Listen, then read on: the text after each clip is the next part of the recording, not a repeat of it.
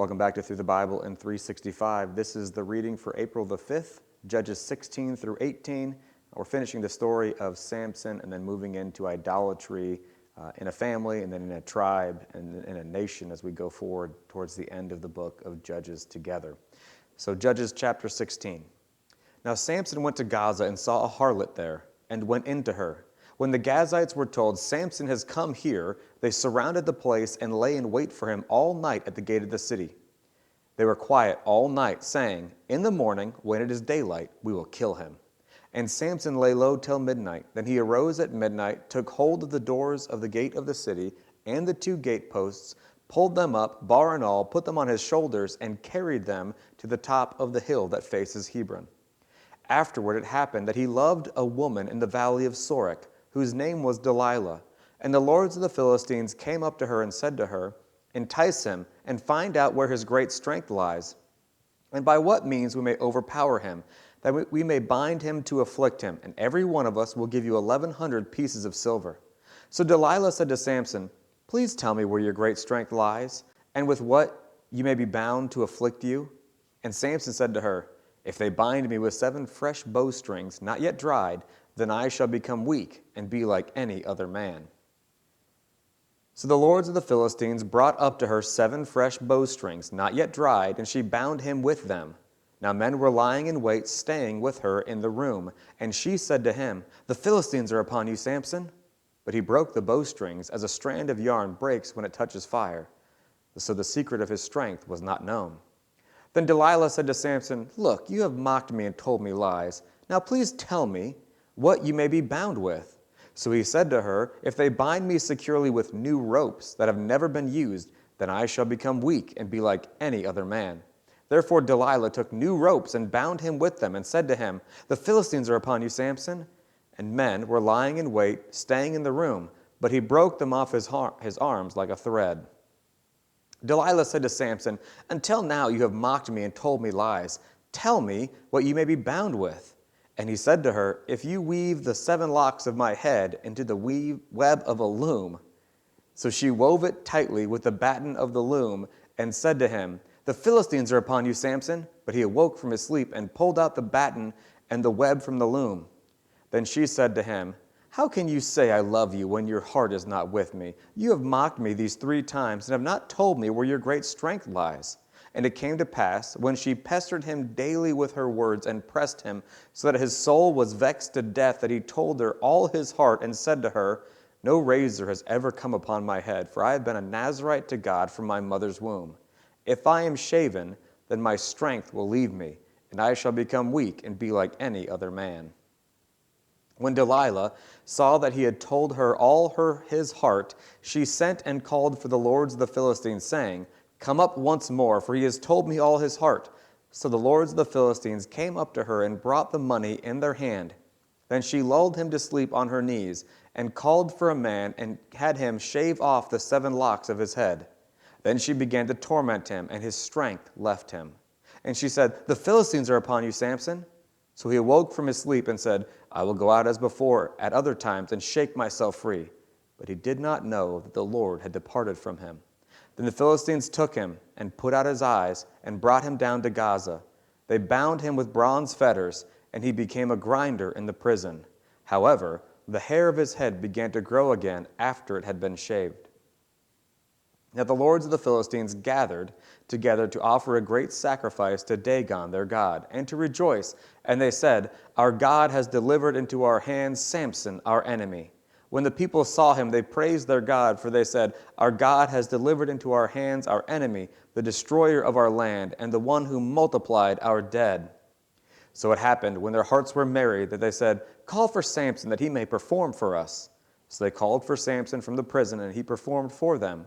And they stationed him between the pillars.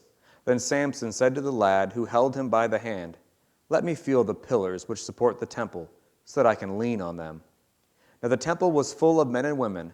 All the lords of the Philistines were there, about 3,000 men and women on the roof watching while Samson performed. Then Samson called to the Lord, saying, O Lord God, remember me, I pray. Strengthen me, I pray just this once, O God, that I may with one blow take vengeance on the Philistines for my 2 eyes. And Samson took hold of the two middle pillars which supported the temple, and he braced himself against them, one on his right and the other on his left. Then Samson said, "Let me die with the Philistines." And he pushed with all his might, and the temple fell on the lords and all the people who were in it. So the dead that he killed at his death were more than he had killed in his life. And his brothers and all his father's household came down and took him, and brought him up and buried him between Zorah and Eshtaol in the tomb of his father Manoah, and he judged Israel 20 years. Chapter 17. Now there was a man from the mountains of Ephraim whose name was Micah. And he said to his mother, "The 1,100 shekels of silver that were taken from you, and on which you had put a curse, even saying it in my ears, here is the silver with me, I took it." And his mother said, "May you be blessed by the Lord, my son." So when he had returned the 1,100 shekels of silver to his mother said, "I had wholly dedicated the silver from my hand to the Lord for my son, to make a carved image and a molded image. Now therefore I will return it to you." Thus he returned the silver to his mother. Then his mother took 200 shekels of silver and gave them to the silversmith. And he made it into a carved image and a molded image, and they were in the house of Micah. The man Micah had a shrine and made an ephod and his household idols, and he consecrated one of his sons who became his priest. In those days there was no king in Israel, and everyone did what was right in his own eyes.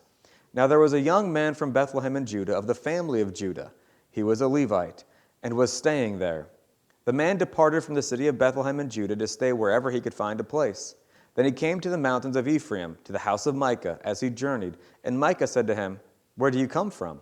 So he said to him, "I am a Levite from Bethlehem in Judah, and I am on my way to find a place to stay." Micah said to him, "Dwell with me and be a father and a priest to me, and I will give you 10 shekels of silver per year, a suit of clothes, and your sustenance." So the Levite went in.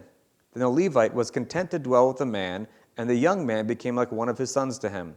So Micah consecrated the Levite, and the young man became his priest, and lived in the house of Micah. Then Micah said, "Now I know that the Lord will be good to me, since I have a Levite as a priest." Chapter 18. In those days there was no king in Israel, and in those days the tribes of the Danites was seeking an inheritance for itself to dwell in. For until that day their inheritance among the tribes of Israel had not fallen to them. So the children of Dan sent 5 men of their family from their territory, men of valor, from Zorah and Eshtaol, to spy out the land and search it. They said to them, "Go, search the land." And they went to the mountains of Ephraim, to the house of Micah, and lodged there. While they were at the house of Micah, they recognized the voice of the young Levite. They turned aside and said to him, "Who brought you here? What are you doing in this place? What do you have here?" He said to them, "Thus and so did Micah for me. He has hired me, and I have become his priest." So they said to him, "Please inquire of God, that we may know whether the journey on which we go will be prosperous." And the priest said to them, "Go in peace. The presence of the Lord be with you on your way." So the 5 men departed and went to Laish. They saw the people who were there, how they dwelt in safety, in the manner of the Sidonians, quiet and secure. There were no rulers in the land who might put them to shame for anything. They were far from the Sidonians, and they had no ties with anyone. Then the spies came back to their brethren at Zorah and Eshtaol, and their brethren said to them, "What is your report?" So they said, "Arise, let us go up against them, for we have seen the land, and indeed it is very good. Would you do nothing? Do not hesitate to go and enter to possess the land. When you go, you will come to a secure people and a large land, for God has given it into your hands, a place where there is no lack of anything that is on the earth." And 600 men of the family of the Danites went from there, from Zorah and Eshtaol, armed with weapons of war. Then they went up and encamped in Kirjath-Jearim in Judah. Therefore they call the place Mahaneh Dan to this day. There it is, west of Kirjath-Jearim. And they passed from there to the mountains of Ephraim, and came to the house of Micah. Then the 5 men who had gone to spy out the country of Laish answered and said to their brethren, "Do you know that there are in these houses an ephod, household idols, a carved image, and a molded image? Now therefore consider what you should do." So they turned aside there and came to the house of the young Levite man, to the house of Micah, and greeted him. The 600 men, armed with their weapons of war, who were of the children of Dan, stood by the entrance of the gate. Then the 5 men who had gone to spy out the land went up. Entering there, they took the carved image the ephod, the household idols, and the molded image. The priests stood at the entrance of the gate with the 600 men who were armed with weapons of war. When these went into Micah's house and took the carved image, the ephod, the household idols, and the molded image, the priest said to them, "What are you doing?" And they said to him, "Be quiet, put your hand over your mouth, and come with us. Be a father and a priest to us. Is it better for you to be a priest to the household of one man, or that you should be a priest to a tribe and a family in Israel?" So the priest's heart was glad, and he took the ephod, the household idols, and the carved image, and took his place among the people. Then they turned and departed, and put the little ones, the livestock, and the goods in front of them. When they were a good way from the house of Micah, the men who were in the houses near Micah's house gathered together and overtook the children of Dan. And they called out to the children of Dan. So they turned around and said to Micah, "What ails you that you have gathered such a company?" So he said, "You have taken away my gods which I made, and the priest, and you have gone away. Now what more do I have? How can you say to me, 'What ails you?'" And the children of Dan said to him, "Do not let your voice be heard among us, lest angry men fall upon you, and you lose your life with the lives of your household." Then the children of Dan went their way, and when Micah saw that they were too strong for him, he turned and went back to his house. So they took the things that Micah had made, and the priest who had belonged to him, and went to Laish. And the people were quiet and secure, and they struck them with the edge of the sword and burned the city with fire. There was no deliverer because it was far from Sidon, and they had no ties with anyone. It was in the valley that belongs to Beth Rahab. So they rebuilt the city and dwelt there. And they called the name of that city Dan, after the name of Dan, their father, who was born to Israel. However, the name of the city formerly was Laish. Then the children of Dan set up for themselves the carved image, and Jonathan, the son of Gershom, the son of Manasseh, and his sons were priests to the tribe of Dan until the day of the captivity of the land. So they set up for themselves Micah's carved image, which he had made all the time that the house of God was in Shiloh.